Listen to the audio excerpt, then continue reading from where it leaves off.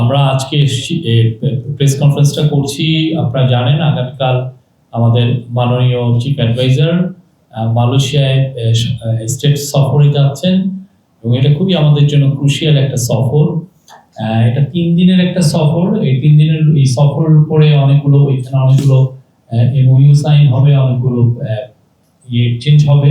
এটার উপরে আমাদের যিনি ফরেন মিনিস্ট্রির ডিজি পাবলিক ডিপ্লোমেসি উইং আছেন, উনি কথা বলবেন। তো তার আগে আমি একটু হালকা এ বিষয়ে বলে দিচ্ছি। সেটা হচ্ছে যে সেখানে যাওয়ার পরে মূল যে ইয়েটা হচ্ছে যে মালয়েশিয়ার সাথে আমাদের সম্পর্কটা রিক্রুটমেন্ট, ওভারসিজ রিক্রুটমেন্ট, এবং এই জায়গায় যে মালয়েশিয়ায় যে মাইগ্রেশনের আমরা যাতে তাদের সাথে আমাদের এমন একটা জায়গায় নিয়ে যেতে পারি যার জন্য মালয়েশিয়া যাতে বাংলাদেশের উপর থেকে তাদের সর্বোচ্চ সংখ্যক জনশক্তি বাংলাদেশের থেকে নেয়।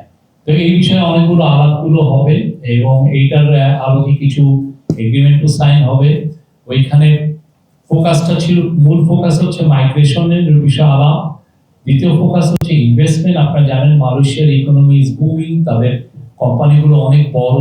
তার মধ্যে বড় বড় যেগুলো কোম্পানি আছে যেমন ওদের প্রোটন হোল্ডিংস আছে, ওদের যে স্টেট, এটা সভারেন স্টেট ফান্ড যেটা খাজানা আছে, খাজানা, তারপরে ওদের পেট্রোনাস, ওদের যেটা স্টেট ওন যেটা পেট্রোলিয়াম কোম্পানি আছে, তাদের সাথে অনেকগুলো এদের যে যারা চিফ এক্সিকিউটিভ তাদের সাথে ওনার কথা হবে। এবং ওইখানে মালয়েশিয়ায় 13 তারিখে একটা বিজনেস কনফারেন্সে 13 তারিখ বিজনেস উনি ওইখানে বক্তৃতা করবেন 12 তারিখে, সরি।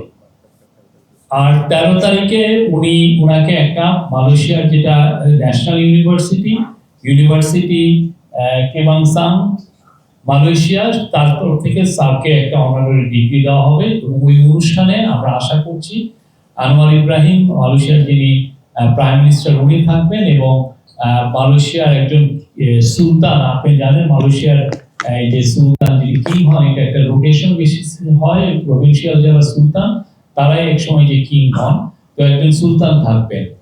এছাড়া ওনার মালয়েশিয়ার প্রাইম মিনিস্টারের সাথে 12 তারিখে একটা বাইলেটারাল মিটিং আছে, সেটাও আমাদের জন্য খুবই ক্রুশিয়াল।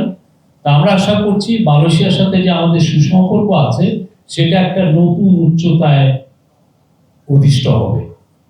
এইটা আমাদের জন্য খুবই ইম্পর্টেন্ট। এবং সামনে আমরা মনে করছি যে, এবং ওইখানে আমাদের আনঅফিশিয়াল হিসাবে প্রায় 15 লক্ষ বাংলাদেশি থাকেন, তাদের পাসপোর্টের কিছু সমস্যা হয়, সেগুলো এই সফরে এই বিষয়ে মানে তো আমরা আশা করছি এটা একটা খুব গুরুত্বপূর্ণ সফর এবং খুব একটা সফর হবে।